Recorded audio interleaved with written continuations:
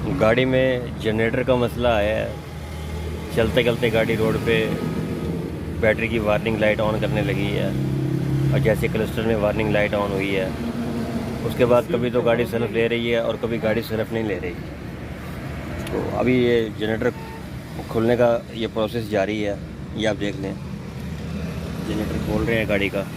जैसे ये जनरेटर खुल के हाथ में आता है तो ये उस्ताद चेक करेंगे, देखेंगे कि इसमें क्या मसला है। तो जो मसला भी हुआ, जो प्रॉब्लम भी हुई, तो उसको सॉल्व करने की कोशिश करेंगे इंशाल्लाह। और फिर साथ साथ मैं आपको इसकी अपडेट देता रहूँगा।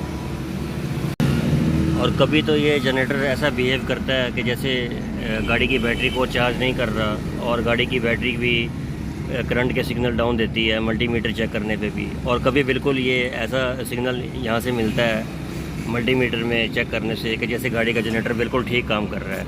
तो इसमें जो भी मसला है अभी उसको सॉल्व करने की कोशिश करते हैं और देखते हैं इसमें क्या मसला है। जनरेटर में से जो ख़राब पुर्ज़ा निकला है, ना वो मार्केट में दस्तयाब है और ना ही वो कंपनी की डीलरशिप पे दस्तयाब है। ये देख लें जी, ये फाइनली हमने डिसाइड किया है कि ये गाड़ी में से जनरेटर हम इसको रिमूव कर रहे हैं और उसकी जगह पे ये काबली जनरेटर डाल रहे हैं। ये काबली जनरेटर हमने परचेज़ किया है भाई से। तो इसकी मैं कीमत वगैरह भी आपको बाद में डिस्क्रिप्शन में भी इसका लिंक दे दूँगा, कीमत की डिटेल दे दूँगा। तो ये भाई कह रहे हैं काबली जनरेटर है और ये बिल्कुल ठीक वे में काम करेगा। हमारे वाला जो इसमें से निकला है वो 70 एम्पेयर पे काम कर रहा था, ये 80 एम्पेयर पे काम कर रहा है, 10 एम्पेयर ज़्यादा है। तो इनका कहना है ये है कि ये बैटरी को चार्ज करने के बाद ऑटोमेटिकली ट्रिप हो जाएगा और किसी किस्म का कोई प्रॉब्लम नहीं होगा। ये जो काबली जनरेटर ख़रीदा है इसको अभी चेक करने का प्रोसेस जारी है, और इसको चेक कर रहे हैं कि ये 80 एम्पेयर पे काम कर रहा है या नहीं कर रहा है। जैसे इन्होंने बताया है कि ये 80 एम्पेयर पे काम करेगा। ठीक है सर, ये आपकी तसल्ली है। ये जनरेटर है जो गाड़ी में से निकला है, और ये जनरेटर हमने अभी परचेज़ किया है। तो इसका ये पुली का मसला होता है, और ये जो पुली है ना, इसके साथ जो बेल्ट निकलती है उस बेल्ट को इस पुली के साथ मैच करना ज़रूरी है। तो जो इसमें से पुली निकली है, ये वाली पुली जो है ना, ये वाली पुली ओरिजिनल जनरेटर की है। हमने ओरिजिनल जनरेटर में से ये पुली निकाल के यहाँ से, और इसके जो अभी जनरेटर ये परचेज़ किया है इसमें ये पुली फिट कर दी है। बस ये अल्ट्रेशन हुई है, इसमें चेंजिंग थोड़ी सी। और उसकी ये जो लुप्पी है करंट वाली, ये ग्रिप, इसमें चेंजिंग आई है इसकी, और इसकी जो ग्रिप में है वो फ़र्क है। बस ये दो अल्ट्रेशन हैं जो उसमें चेंजिंग में है, बाकी सेम वही है। और इसके अलावा ये एक बेल्ट चेंज हुआ है। ये बेल्ट ओरिजिनल है जो गाड़ी में से निकला है। इसका नंबर है 4PK760, और अब इसकी जगह पे जो अल्टर होके नया बेल्ट डला है उसका नंबर है 4PK780। ये 20 नंबर का फ़र्क है। और ये बेल्ट उस पर पुली पे चढ़ नहीं रहा था, तो वो ज़बरदस्ती जो है ना वो टेक्नीशियन उसको उस पर चढ़ा रहा था। तो मैंने भाई से पूछा, मैंने कहा यार आप इसको चढ़ा तो दोगे, ये लग भी जाएगा, लेकिन फिर ये इतना हार्ड है, इसके अंदर जो प्ले जो बिल्कुल ना के बराबर थी ये प्ले। मैंने कहा यार ये कहीं क्रैक ना हो जाए, तो आप मेहरबानी करके इसका बेल्ट भी चेंज कर दो। तो फिर वो बेल्ट जो है ना 300 रुपये का आया है मार्केट से। एक इसमें मैंने आपको बताया है कि यहाँ पे एक पुली थी वो चेंज हुई है, ये झरी पुली थी। और जो हमने जनरेटर मार्केट से परचेज़ किया था उसमें वी पुली लगी हुई थी। तो हमें चूँकि झरी पुली चाहिए, ये झरी पुली का ये होता है मेथड, ये आप देख लें। इस टाइप की जो पुली जिसमें ये धारीदार बेल्ट डलता है, इस तरह की धारियाँ जिसमें होती हैं उसे हम झरी पुली कहते हैं। और जिस वजह से ये जनरेटर रिप्लेस हुआ है, मजबूरन हमें रिप्लेस करना पड़ा है। तो उसमें ये था कि ये सारा जनरेटर ख़राब नहीं है, इसके तमाम कंपोनेंट ठीक काम कर रहे हैं, लेकिन इसके अंदर जो ये पुर्ज़ा है इसमें ख़राबी पैदा हुई है। और ख़राबी भी इस टाइप की हुई है कि जब गाड़ी कोल्ड स्टार्ट होती थी तो ये पुर्ज़ा ठीक काम करता था, और जैसे गाड़ी का इंजन थोड़ा सा हीट होता था तो ये पुर्ज़ा काम करना छोड़ देता था।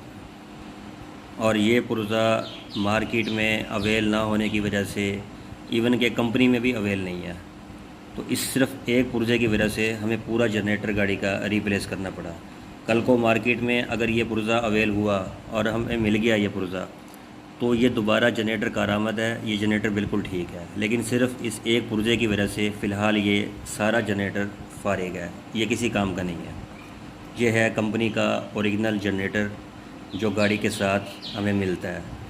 ये इसकी कंडीशन आप देख लें, और ये कितना काम करता है और ये कितनी गाड़ियों में ये मसाइल आ रहे हैं, ये इतनी गाड़ियों में मसाइल तो आ रहे हैं कि हर दूसरा तीसरा चंगान कारवां का ऑनर बेचारा परेशान है इस जनरेटर की वजह से।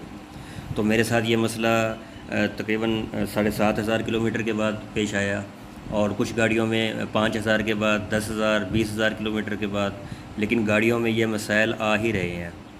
और उसके अलावा जो गाड़ी में नया जनरेटर डला है, वो जनरेटर और इस जनरेटर में जो फ़र्क है वो बज़ाहिर इसकी जो हैयत है, इसकी जो बनावट है, वो इस जनरेटर की और दूसरे जनरेटरों की वो बहुत ज़्यादा मुख्तलिफ नहीं है। उसमें बस ये 19-20 का ही फ़र्क होता है, जितना मैंने आपको बता दिया। आलमोस्ट तकरीबन जनरेटर एक दूसरे से इनकी जो शक्ल सूरतें हैं वो मिलती जुलती हैं, और इनकी फ़िटिंग भी इजीली हो जाती है। अभी फ़िलहाल के लिए जो मैंने गाड़ी में जनरेटर अभी डाला है मार्केट से ख़रीद के, तो वो उस वक़्त ये था कि जुम्मे का दिन था, और हमारे यहाँ मुल्तान शहर में जुम्मे के दिन छुट्टी होती है, और गाड़ी फुली लोडेड थी। मेरे साथ दोस्त थे और हम सवात घूमने के लिए जा रहे थे कि रास्ते में घर से निकलते ही ये मसला हमें पेश आया, तो मजबूरन मुझे वो जनरेटर ख़रीदना पड़ा। उस जनरेटर में दुकानदार का कहना था कि अंदर की जितनी इसकी ये मशीनरी है ये टोटल ओरिजिनल है। वो एक जापानी गाड़ी का उतरा हुआ जनरेटर है, काबली जनरेटर इसे कहते हैं, लेकिन उसकी जो ये बाहर वाली बॉडी थी, ये सिल्वर पार्ट्स वाली, वो भाई साहब बता रहे थे कि ये देसी है, देसी ढलाई की बनी हुई है। तो सिर्फ टाइम की वजह से और मजबूरी की वजह से मुझे उस जनरेटर पे कंप्रोमाइज़ करना पड़ा कि चलें अभी फ़िलहाल हमारा काम तो चलता है, हमारा ये ट्रिप तो ख़राब नहीं होगा, हम ये ट्रिप लगा लेते हैं, उसके बाद अगर कोई मसला हुआ तो फिर उसको बाद में देख लेंगे। लेकिन वो जनरेटर जो है, उसके बाद गाड़ी तकरीबन 2,000 किलोमीटर मुसलसल चली है, हम सवात गए हैं, वहाँ घूमे फिरे हैं, वापस आए हैं, तो जनरेटर में किसी किस्म की उसमें कोई शिकायत फ़िलहाल नहीं आई। लेकिन अगर आपके साथ इस तरह का कोई मसला हो तो आप कोशिश करें कि मार्केट से आप जो जनरेटर परचेज़ करें, वो जनरेटर सेम जैसे अंदर के इसके पार्ट्स जापानी हैं, कोयलें, इसकी रिवाइंडिंग और ये पार्ट्स ये जापानी हैं, तो आप भी कोशिश करें कि आपको ऐसा जनरेटर मिल जाए जिसकी ये बॉडी, ये सिल्वर के जो पार्ट्स हैं, ये वाली, ये जो मेन फ्रेम है जनरेटर का, ये भी जापानी हो, इसमें ताकत ज़्यादा है। और ये जनरेटर जो इस वक्त कंपनी का मेरे हाथ में है, अगर मैं इसकी क्वालिटी की बात करूं या इसके वज़न की बात करूं, तो ये हाथ में उठाने से पता चलता है कि वाकई कोई चीज़ हाथ में उठाई हुई है। इसका एक वज़न है, वो इसका म्यार इसके वज़न से ही ज़ाहिर हो रहा है। सिर्फ़ इस पुर्जे की वजह से हमें ये जनरेटर रिप्लेस करना पड़ा। अब जनरेटर गाड़ी के अंदर मुख्तलिफ़ गाड़ियों के उसमें फ़िट हो जाते हैं, उसमें सुज़ुकी बोलान का भी आ जाता है, सुज़ुकी कल्टस का भी आ जाता है, सुज़ुकी मेहरान का भी आ जाता है, लेकिन वो जनरेटर 30, 40, 50 एम्पेयर 40 से 50 एम्पेयर के दरमियान वो काम करते हैं।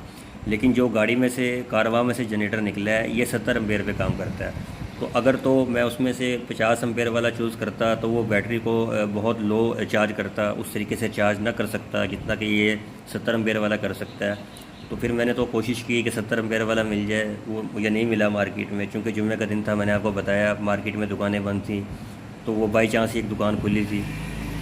तो वो भाई कहने लगे कि ये जनरेटर जो मैं आपको दे रहा हूँ ये 80 एम्पेयर पे काम करता है, इससे भी 10 एम्पेयर उसकी पावर ज़्यादा है।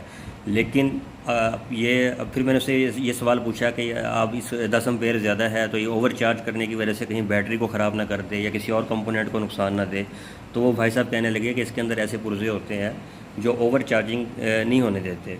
जैसे बैटरी का करंट मतलूबा पूरा होता है तो वो पुर्जा जनरेटर को ट्रिप करवा देता है, मज़ीद आगे चार्ज नहीं होने देता।